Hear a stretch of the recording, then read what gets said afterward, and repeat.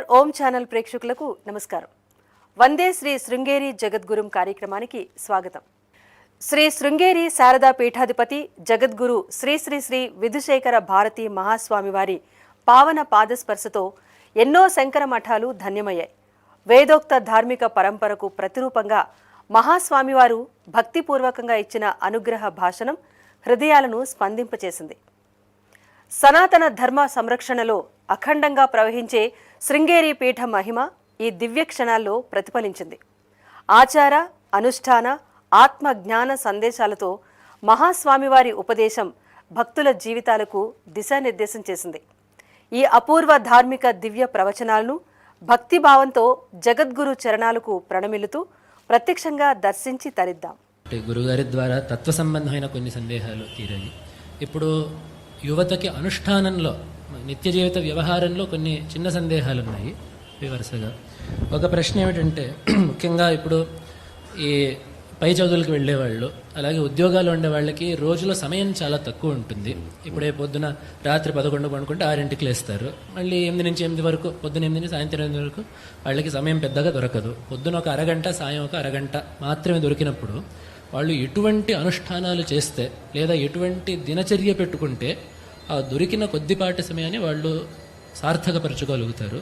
ఒక ప్రణాళిక ఏమైనా జగద్గురువులు సూచించగలిగితే, ఒక దినచర్య ప్రణాళిక సూచించగలిగితే దాన్ని తప్పకుండా పాటిస్తారు అని ఆశిస్తున్నాను. అంటే వాళ్ళందరికీ ఒక అరగంట సమయం దొరుకుతుందా? అరగంట సమయం ఖచ్చితంగా దొరుకుతుందిగా. పొద్దున సాయంకాలం. అంటే అరగంట అని ఎందుకు అడుగుతున్నా అంటే, అరగంట కూడా నా ప్రకారం అరగంట దొరకడం కూడా చాలా ఎక్కువే. అరగంట కూడా అవసరం లేదు. ఒక 10-15 నిమిషాలు కూడా చాలు అని చెప్పడానికి నేను అడుగుతున్నా. అరగంట అయితే దొరుకుతుందా? అయితే చాలా సంతోషం. అంటే నాకు గుర్తొచ్చే విషయం ఏమిటంటే, ఇప్పుడు భాగవతంలో పరీక్షిత్ అంటాడు, పరీక్షిత్తుకి శాపం వస్తుంది. ఏమిటి, నీకు 7 రోజుల్లో మరణం అని శాపం ఇచ్చారు పరీక్షిత్తుకి. అప్పుడు పరీక్షిత్ అంటాడు, అయ్యో నాకు 7 రోజుల్లో మరణం, ఇంకా నాకు సమయం లేదు అని అంటాడు. అప్పుడు శుక మహర్షి అంటాడు, 7 రోజులు మాత్రమే ఉంది, 7 రోజులు మాత్రమే ఉంది అని నువ్వు అంటున్నావు, కానీ 7 రోజులు ఉంది నీకు సమయం, చాలు. వెనకటి కాలంలో 7 ఘడియల్లోనే తరించినటువంటి వాడు చాలామంది, తరించినటువంటి వ్యక్తి ఒకడు ఉండేవాడు. అలాంటిది వాడితో పోలిస్తే నీకున్నది 7 రోజులు సమయం ఉంది. కాబట్టి నీకు చాలా సమృద్ధిగా సమయం ఉన్నట్టే. అయితే ఏం చెయ్యాలి? ఈ ఉన్న కాస్త సమయంలో ఆ భగవత్ తత్వాన్ని నేను నీకు ఉపదేశిస్తాను, శ్రద్ధగా విను అని చెప్పారు ఆయన శుక మహర్షి. అప్పుడు పరీక్షిత్తు కూడా అలాగే శ్రద్ధగా ఆ 7 రోజుల్లో భగవతత్వాన్ని శ్రవణం చేశాడు. ఒక సప్తాహంలో భగవతత్వం మొత్తాన్ని ఆయన శ్రవణం చేశాడు. తద్వారా ఉత్తమమైనటువంటి గతిని, మోక్షాన్ని ఆయన పొందాడు అనేటటువంటి విషయాన్ని భాగవతంలో మనం చూస్తూ ఉన్నాం. ఇప్పుడు ఆ 7 రోజుల్లో పరీక్షిత్తు ఎలా శ్రవణం చేశాడు? చాలా శ్రద్ధగా శ్రవణం చేశాడు. ఏదో కాసేపు ఆయన పాపం శుక మహర్షి భగవతత్వం గురించి చెప్తుంటే కాసేపు వినేసి, సరే చాలండి నేను కాసేపు ఆపుదాం, మళ్ళీ మధ్యలో నేను ఎక్కడికో వెళ్ళొస్తాను, ఏదో పని ఉంది కాసేపు ఆగొస్తాను.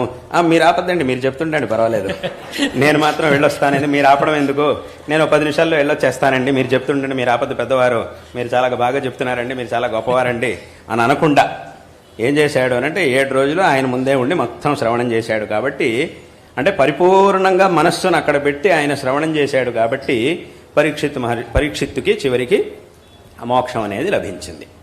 కాబట్టి ఇక్కడ కూడా ఒక అరగంట దొరికినా, అరగంట లోపు సమయం దొరికినా కూడా అది చాలా సంతోషమే.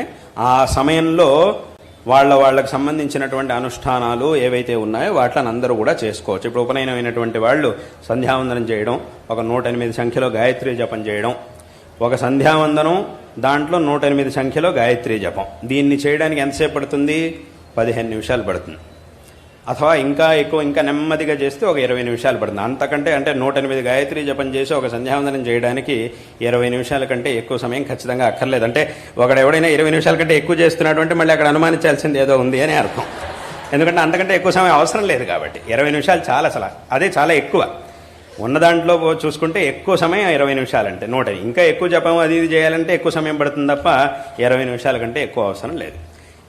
అదేవిధంగా ఇంకేదైనా మంత్రజపం కానీ, ఇప్పుడు సంధ్యావందనం ఉన్నటువంటి వాళ్ళు సంధ్యావందనం అది చేసుకుంటారు. అది లేనటువంటి వాళ్ళు కూడా సరైనటువంటి, అందరికీ కూడా శాస్త్రముల్లో రకరకాల మంత్రాలని చెప్పారు. ఆ మంత్రోపదేశాన్ని గురుముఖత తీసుకొని ఆ మంత్రాలని జపం చేయొచ్చు. కావలసినంత ఉన్న సమయాన్ని బట్టి కావలసినంత సంఖ్యలో జపాన్ని చేయొచ్చు.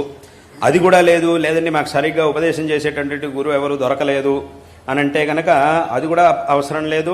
ఏదైనా స్తోత్రాల్ని పఠించవచ్చు. విశేషంగా స్తోత్రములు అంటే మంత్రములకే సమానంగా ఉన్నటువంటి స్తోత్రాలు ఎన్నో ఉన్నాయి. ఆ స్తోత్రములు ఎంత గొప్పవి అనంటే మంత్రములతో సమానమైనటువంటి స్తోత్రాలు అవన్నీ కూడా. అక్కడ ఉండే ఒక్కొక్క శ్లోకం కూడా మంత్రాలతో సమానం, ఒక్కొక్క మంత్రంతో సమానం. అటువంటి స్తోత్రములు ఎన్నో ఉండనే ఉన్నాయి. ఇప్పుడు విశేషంగా మనకి పురాణాల్లో చెప్పబడినటువంటి స్తోత్రాలు, విశేషంగా లలితా సహస్రనామం ఉన్నది, విష్ణు సహస్రనామం ఉన్నది, శివ సహస్రనామం ఉన్నది. ఈ అందుకే శంకరాచార్యులు వారు కూడా ఏం చెప్పారు, గేయం గీతా నామ సహస్రం ధ్యేయం శ్రీపతి రూపం అజస్రం అని ఆ భగవగోవింద స్తోత్రంలో శంకరులు అందుకోసమే చెప్పారు. ఆ నామ సహస్రం అంటే విష్ణు సహస్రనామమో శివ సహస్రనామమో ఆ దేవి సహస్రనామమో ఏదో ఒకటి, అలా ఏదైనా ఆ నామాల్ని పఠించినప్పుడు వాటికి ఉన్నటువంటి గొప్పతనం కూడా చాలా ఎక్కువ, చాలా విశేషం. వాటి ద్వారా మనం విశేషమైనటువంటి ఫలితాన్ని పొందగలుగుతాం. అదేవిధంగా శంకరాచార్యుల వారు రాసినటువంటి అద్భుతమైన స్తోత్రాలు, సౌందర్యలహరి స్తోత్రం ఉంది, దక్షిణామూర్తి స్తోత్రం ఉంది, సౌందర్యలహరి స్తోత్రంలో ఉండే ఒక్కొక్క శ్లోకము ఒక్కొక్క మంత్రానికి సమానం.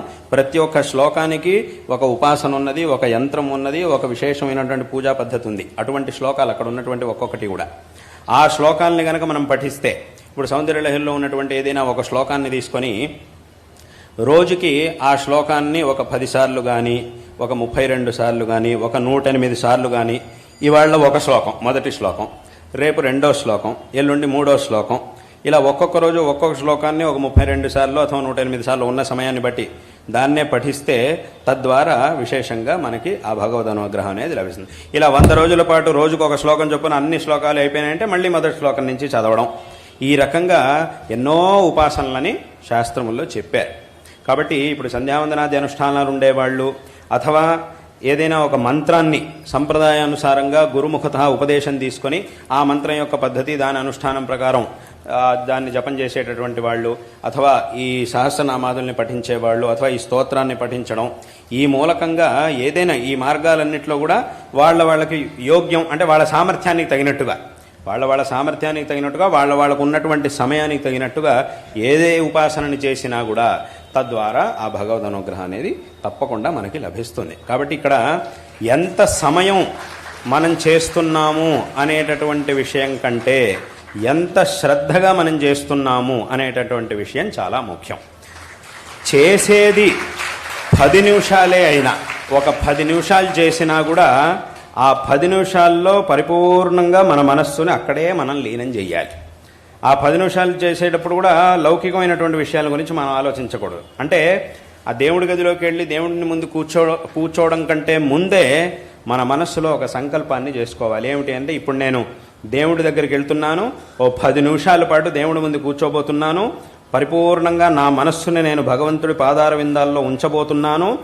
ఈ 10 నిమిషాల్లో ప్రపంచం ఏమైపోయినా సరే నేను దాని గురించి ఏమైపోదు, వాస్తవంగా ఏమవుతుంది, ఏమీ అవ్వదు.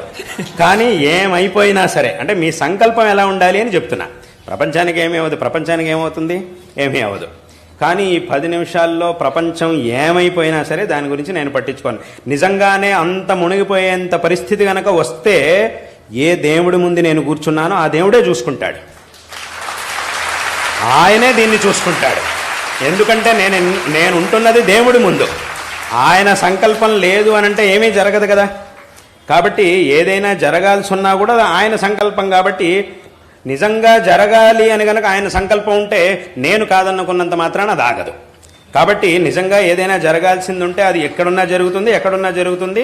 నేను దానికోసం ఎంత ఆలోచించినా అది ఖచ్చితంగా జరుగుతుంది, దాన్ని ఎవరు ఆపలేరు. కాబట్టి ఈ 10 నిమిషాల పాటు మాత్రం నేను ఏ విషయాల్ని ఆలోచించను. మళ్ళీ 10 నిమిషాలు అయిన తర్వాత మళ్ళీ బయటికి రానే వస్తాను. వచ్చిన తర్వాత మళ్ళీ ఈ విషయాలన్నింటి గురించి ఆలోచించడం, చదువు, ఉద్యోగం, ఈ విషయాలన్నిటి గురించి కూడా ఆలోచించడం అనేది ఉండనే ఉంది ఆ 10 నిమిషాలు. కానీ ఈ 10 నిమిషాలు మాత్రం నేను ఏ విషయాల్ని పట్టించుకోను అని దృఢంగా సంకల్పం చేసుకోవాలి. ఎందుకు సంకల్పం చేయాలని అంటున్నాను అంటే, సంకల్పానికి చాలా బలం ఉంటుంది. సంకల్పం అనేది ఎంత బలంగా ఉంటుందో ఆ తర్వాత పని అంత బాగా జరుగుతుంది. కాబట్టి అన్నిటికీ కూడా ఈ సంకల్పం అనేది మూలం.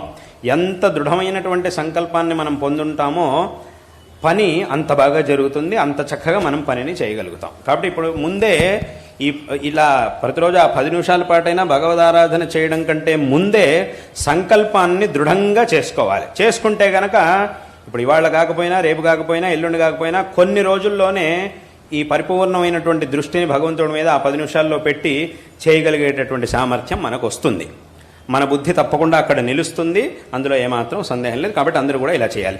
ఈ 10 నిమిషాల పాటు చేసిన ఆ భగవద్ ఆరాధన ఏదైతే ఉంటుందో, వాళ్ళ సామర్థ్యానికి తగినట్టుగా వాళ్ళు చేసినటువంటి భగవద్ ఆరాధన అనేది ఏదైతే ఉంటుందో, తద్వారా మనకి లభించేటటువంటి శక్తి, అలౌకికమైనటువంటి శక్తి, ఉత్సాహం, ఇవన్నీ కూడా ఏముంటాయో అవి మనకి ఆ రోజు సంపూర్ణంగా అన్ని పనులని చక్కగా చేయడానికి కావలసినటువంటి విశేషమైన శక్తిని ఇస్తుంది ఆ 10 నిమిషాలు చేసేటటువంటి భగవద్ ఆరాధన. కాబట్టి ఇక్కడ మనం ఎంత సమయం చేస్తున్నాం అనే దానికంటే ఎంత శ్రద్ధతో, ఎంత దృష్టితో చేస్తున్నాం అనేది చాలా ముఖ్యం. అంటే ఇప్పుడు ఒక ఉదాహరణ చెప్పాలంటే, ఏదైనా కొన్ని గంటల పాటు పని చేయాలంటే శరీరంలో శక్తి ఉండాలి. శరీరంలో శక్తి ఉండాలి అంటే ఆహారం తీసుకోవాలి. ఆహారం మాత్రం ఎంతసేపు తీసుకుంటాం అని అంటే కాసేపు మాత్రమే, ఓ 15 నుంచి 20 నిమిషాలు, అథవా ఎక్కువ అంటే అరగంట సేపు ఆహారం తీసుకుని తర్వాత ఎన్ని గంటలు పనిచేస్తున్నారో చాలా గంటల పాటు పనిచేస్తున్నారు. అంటే అన్ని గంటల పాటు పనిచేయాలంటే, ఇప్పుడు 5 గంటల పాటు పనిచేయాలంటే 5 గంటల పాటు కూర్చొని భోజనం చేయక్కర్లే. 5 గంటలు కూర్చొని భోజనం చేస్తే ఇంకా వాడు పనిచేయడానికి పనికిరాడు, దేనికి పనికి రాకుండా పోతాడు. కాబట్టి నేను 5 గంటలు పనిచేయాలండి, కాబట్టి 4 గంటలైనా భోజనం చేయకపోతే ఎలాగా అని అనడానికి వీలేదు. 4 గంటల పాటు ఎవడు భోజనం చేయాలి. 5 గంటలు పనిచేయాలన్నా కూడా భోజనం మాత్రం చేయాలి. దానికి కావాల్సిన శక్తి కావాలంటే ఆహారం తీసుకోవాలి. ఆహారం తీసుకునే సమయం ఎంత అంటే 15 నుంచి 20 నిమిషాలు, అరగంట, అంతే, అంతసేపు మాత్రమే. కానీ దానివల్ల మనకి లభించేటటువంటి శక్తి ఏదైతే ఉందో ఆ శక్తి ద్వారా మనం చేయగలిగేటటువంటి పని మాత్రం అన్ని గంటల పాటు ఉంటుంది. అదేవిధంగా ఒక 10 నిమిషాల పాటు ఈ ఉపాసనని చేసినా కూడా, పరిపూర్ణమైనటువంటి దృష్టితో ఉపాసనని చేసినా కూడా, దానివల్ల మనకి లభించేటటువంటి శక్తితో తర్వాత మనం ఎన్నో గంటల పాటు ఆ భగవద్ అనుగ్రహంతో చాలా పనులని మనం చక్కగా చేయగలుగుతాం. కాబట్టి ఈ విధంగా ఉన్నటువంటి సమయాన్ని ఖచ్చితంగా ఇలా వినియోగించుకోవచ్చు. ఆ 10 నిమిషాలు కూడా సమయం లేదు అని మాత్రం ఎవరు అనడానికి వీలేదు. ఎందుకంటే ఖచ్చితంగా 10 నిమిషాల సమయం రోజుకి ఖచ్చితంగా ఉండనే ఉంటుంది. ఎన్ని పనులున్నా కూడా, ఏమున్నా కూడా ఆ 10 నిమిషాల పని అనేది తప్పకుండా, 10 నిమిషాల సమయం అనేది తప్పకుండా అందరికీ దొరుకుతుంది. కాబట్టి అందరూ కూడా ఈ రకంగా ఆ శక్తికి తగినట్టుగా అందరూ కూడా, శక్తి సమయం దీనికి తగినట్టుగా అందరూ కూడా భగవదుపాసన చెయ్యాలి. ఇప్పుడు రోజు ఏదో స్కూల్కి వెళ్ళాలి, కాలేజీకి వెళ్ళాలి, ఉద్యోగానికి వెళ్ళాలి అనేవాళ్ళు ఇలా చేయాలి. ఇప్పుడు ఇవాళ రోజున వెళ్లాల్సిన పనులు ఇవాళ సెలవు, ఓ 2 రోజులు సెలవులు దొరికినాయి, అప్పుడు కావాలంటే గంట సేపు చేసుకోవచ్చు. రోజు 10 నిమిషాలు చేసేది ఆ 2 రోజుల్లో కావాలంటే గంట సేపు, 2 గంటల సేపు కావాలని కూర్చొని చేయొచ్చు. కాబట్టి ఈ విధంగా చేసుకోవాలి. ఇప్పుడు గురువులు ఈ దైనందిన ఉపాసనకై కొన్ని స్తోత్రాలని నిర్దేశించారు. అంటే ఉపనయనం అయిన వాళ్ళు సంధ్యావందనం చేసుకుంటారు, ఉపనయనం కాని వాళ్ళు ఈ లలిత సహస్రనామం అట్లాంటి ఇతర స్తోత్రాలు చదువుకోవచ్చు అని చెప్పారు. అయితే ఒకవేళ కొంతమందికి ఏమిటంటే గాయత్రి అమ్మవారికి సంబంధించిన స్తోత్రాలని ఆ సంధ్యాకాలంలో చదువుకోవాలి అని చెప్పి ఉంటుంది. అది కూడా ఉంది. గాయత్రి అమ్మవారికి సంబంధించి ఇప్పుడు సంధ్యావందనం ఉన్నటువంటి వాళ్ళు ఏం చేస్తారు అని అంటే గాయత్రి జపం చేస్తారు, గాయత్రి మంత్ర జపం ఇవన్నీ చేస్తారు. అది ఉన్నటువంటి వాళ్ళు అది చేస్తారు. అది లేనటువంటి వాళ్ళ కోసం విశేషంగా దేవి భాగవతంలో చివరి స్కంధంలో 12వ స్కంధంలో గాయత్రి స్తోత్రం అని ఒకటి ఉంది విశేషంగా. అది చాలా విశేషమైనటువంటి ఒక స్తోత్రం. ఆ స్తోత్రాన్ని చక్కగా సంధ్యాకాలంలో పఠిస్తే అదే విధమైనటువంటి ఫలితం మనకి లభిస్తుంది. ఫలితంలో ఏ విధమైనటువంటి తేడా ఉండదు. అదే విధమైనటువంటి ఫలితం మనకి తప్పకుండా లభిస్తుంది. ఒక గాయత్రి అంటే దాంట్లో 29 శ్లోకాలు ఉన్నాయి. అది ఆ గాయత్రి స్తోత్రం అని ఒకటి ఉంది. సామాన్యంగా దేవి భాగవతంలో చివరి స్కంధంలోనే గాయత్రి అమ్మవారి యొక్క ఉపాసన పద్ధతి చాలా పద్ధతికి సంబంధించిన చాలా అక్కడ సహస్రనామం, గాయత్రి సహస్రనామం కూడా అక్కడ చెప్పబడింది. కాబట్టి ఈ విధంగా అమ్మవారి యొక్క ఉపాసనకి సంబంధించిన చాలా విషయాలను అక్కడ చెప్పారు. అక్కడ ఉన్నటువంటి ఆ 29 శ్లోకాలు ఉండే గాయత్రి స్తోత్రాన్ని కనుక పఠిస్తే ఆ విశేషంగా గాయత్రి మంత్రాన్ని జపించినప్పుడు వచ్చేటటువంటి ఫలితం ఏదైతే ఉంటుందో అటువంటి ఫలితమే మనకి దానివల్ల కూడా తప్పకుండా లభిస్తుంది. కాబట్టి దాన్ని అందరూ కూడా చక్కగా పారాయణ చేయొచ్చు. ఆ స్తోత్రాన్ని ఎవరైనా కూడా పారాయణ చేయొచ్చు. అలాగే జగద్గురువులు ధర్మాచరణ గురించి చెప్పేటప్పుడు ముఖ్యంగా హిందువులకి గో సంరక్షణ అనేది చాలా ముఖ్యంగా ఉంటుంది, తప్పకుండా చేయాల్సింది. ఇప్పుడు నగరాల్లో పట్టణాల్లో ఉండే వాళ్ళకి వాళ్ళు ఇళ్లలో గోవులను పెట్టుకోలేరు, బహుశా గోశాల చుట్టుపక్కల దొరకక కూడా పోవచ్చు. విరాళాలు ఇవ్వడం కాకుండా పట్టణాల్లో ఉండే యువత గోసేవగా ఏమి చేయొచ్చు? అంటే గో సంరక్షణ అనేది గోవుని మనం పెంచాలి, దానికి కావాల్సినటువంటి ఏర్పాటుని దానికి మనకు కావాల్సినటువంటి స్థలావకాశం ఏర్పాటు మన దగ్గర ఉంటే దానికి మనం ఏదైనా చెయ్యాలి. లేదు ఎవరైతే ఆ పనిని చేస్తున్నారో వాళ్ళకి సహకరించాలి. ఇది ఒకట మనం చెయ్యాలి, చేసేటటువంటి వాళ్ళకి సహకరించాలి. మనం చేయడం అనేది ఒక విషయం, లేదా ఇంకోళ్ళు ఎవరైనా చేసేవాళ్ళు ఉంటే వాళ్ళకి సహకరించడం. ఆ సహకరించడం అనేది విరాళాలు ఇవ్వడం అనేది మాత్రమే కాదు, అది రకరకాలుగా ఉంటుంది. ఏ రకంగా వాళ్ళకి కావాల్సింది ఏది ఉంటుందో అది ఇవ్వడం. విరాళాలు ఇవ్వడం అనేది కూడా ఇంకా అది కూడా చేయొచ్చు, అది చేయగలిగినటువంటి విషయం మంచిదే. అది కాకుండా ఇంకేమైనా వాళ్ళకి కావాల్సినటువంటి సహాయం ఇంకేదే రకంగా ఉంటే ఏదైనా ఉంటే అది మనం చేయొచ్చు. అదేవిధంగా ఇంకొకళ్ళకి ఈ పనిని చేయడానికి ఒక ప్రేరణని కలిగించడం. ముందు మనం గోవు యొక్క మహాత్మ్యాన్ని తెలుసుకొని ఇంకోళ్ళకు కూడా దాని యొక్క గొప్పతనం గురించి చెప్పి వాళ్ళు కూడా ఆ పని చేసేట్టుగా ప్రేరేపణ చేయడం. ఈ విధంగా గో సంరక్షణని అందరూ కూడా చెయ్యాలి. కాబట్టి గో సంరక్షణ చెయ్యాలి అని అంటే ఈ విధంగానే చెయ్యాలి. ఎవరైతే ఆ పని, ఎందుకంటే చాలామంది ఉన్నారు ఇప్పుడు మనం చూస్తున్నప్పుడు, చాలామంది చాలా చోట్ల గో సంరక్షణని మంచి మనస్సుతో నిజమైనటువంటి శ్రద్ధతో చేసేటటువంటి వాళ్ళు చాలామంది ఉన్నారు. మనం చాలా చోట్ల చూస్తున్నాం. అంటే కొంతమంది ఏం చేస్తుంటారు అంటే గో సంరక్షణ అంటే ఏదో ఒక వ్యాపారం లాగా చేసేవాళ్ళు ఉన్నారు, అలాంటి వాళ్ళు ఉన్నారు. అంటే దానివల్ల మాకు లాభం ఉంటేనే మేము గో సంరక్షణ చేస్తాం, లేదంటే లేదు. అంటే ఈ పాలిచ్చేటటువంటి గోవులు ఉంటాయి, వాటిని మాత్రమే పెట్టుకొని కొంతమంది గోశాలలు ఉంటాయి, కొన్ని వాళ్ళ ఉద్దేశం ఏమిటి అని అంటే కేవలం గో సంరక్షణ అనేది ఒక విషయం, అదే ముఖ్యంగా ఉండదు అలా. కానీ చాలా గోశాలలు ఎలా ఉన్నాయి అని అంటే మేమే చూస్తుంటాం, నేనే చాలా చోట్లకి వెళ్తూ ఉంటాం. అక్కడ ఆ గోశాలలు ఎలా ఉంటాయి అని అంటే ఆ గోవులేమి పాలిచ్చేటటువంటి గోవులు కావు, ఎందుకంటే పాలిచ్చేటటువంటి గోవులు కొన్నే ఉంటాయి. కానీ మిగతా అన్ని గోవుల్ని కూడా అక్కడ సంరక్షణ చేస్తూ చాలా కష్టపడి వాటన్నింటినీ కూడా తీసుకొచ్చి వాటన్నింటినీ గోశాలలో పెట్టి వాటన్నింటినీ కూడా చక్కగా సంరక్షించేటటువంటి వాళ్ళు చాలామంది ఉన్నారు. చాలా చోట్ల అలాంటి గోశాలలు ఉన్నాయి, చాలా చోట్ల ఉన్నాయి. మనకి సమయం దొరికినప్పుడల్లా అక్కడికి వెళ్ళి అథవా అక్కడికి కావలసినటువంటి వ్యవస్థని సహాయాన్ని చేయడం ద్వారా ఆ గో సంరక్షణ కార్యంలో మనం కూడా బాగా పాల్గొనవచ్చు.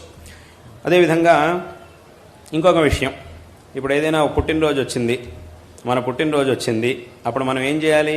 ఊరికే అనవసరమైనటువంటి వాటి కోసం డబ్బుల్ని ఖర్చు పెట్టకూడదు. అనవసరం వాటి వల్ల ఏం ఉపయోగం లేదు, ఆ క్షణకాలం ఏదో సంతోషంగా అనిపించవచ్చు.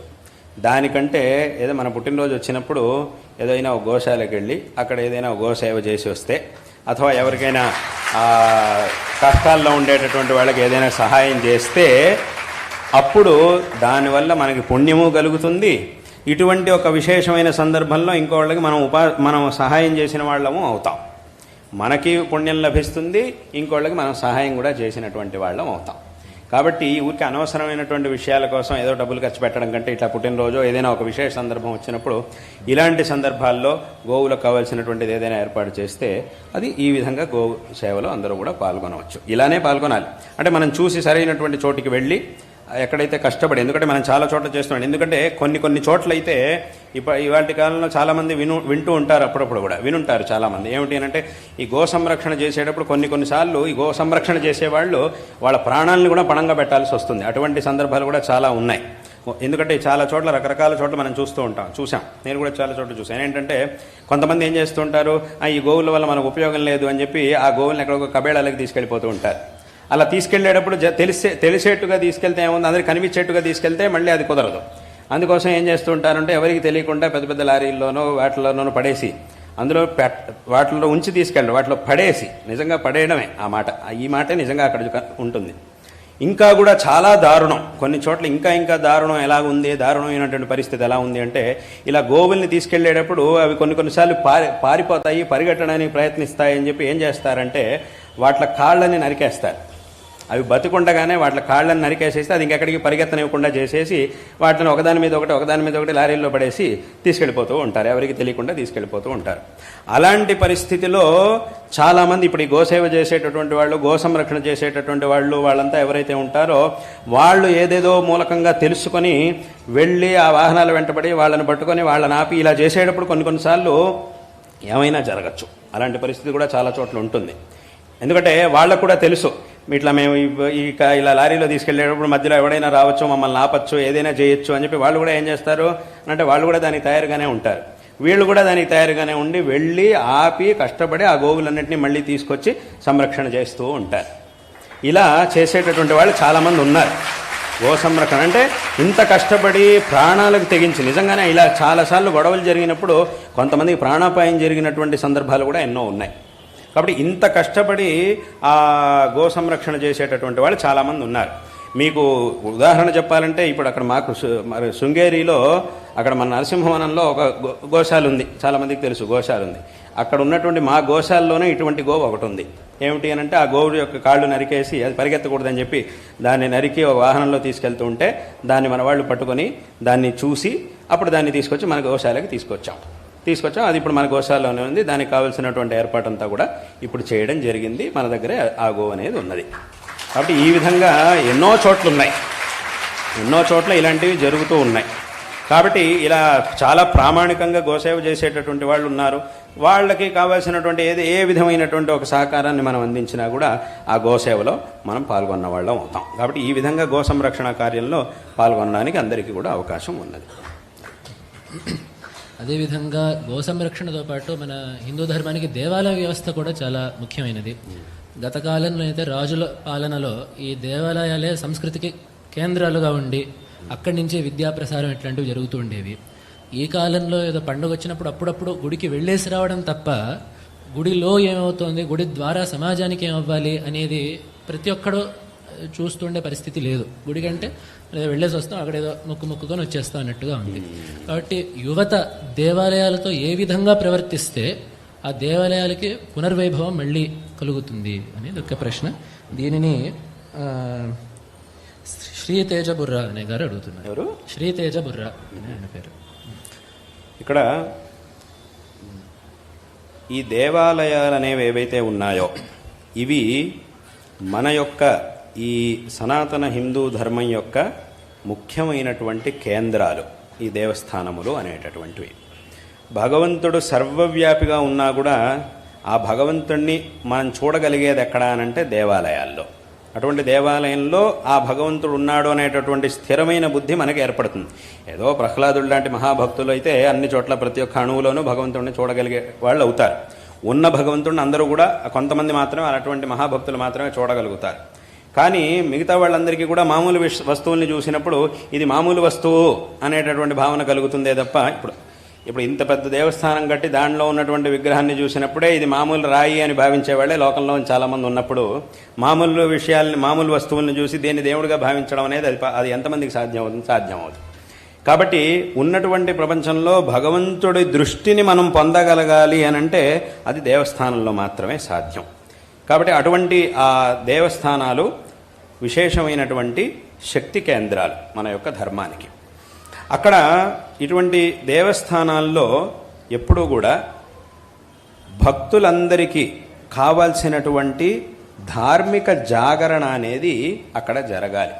అంటే దేవస్థానానికి వెళ్తున్నాం, ఇప్పుడు మనము ఏదైనా పూజ చేయాలి, మనం పూజ చేయలేనప్పుడు అప్పుడు మనం ఏం చేస్తామనంటే దేవస్థానానికి వెళ్ళి అక్కడ ఏదైనా ఒక సేవకి ఏర్పాటు చేస్తే అక్కడ సేవ మన తరఫున ఎవరైతే సేవ చేసేవాళ్ళు భక్తులు ఉన్నారో వాళ్ళ తరఫున అక్కడ అర్చకులు పూజ చేస్తారు భగవంతుడికి.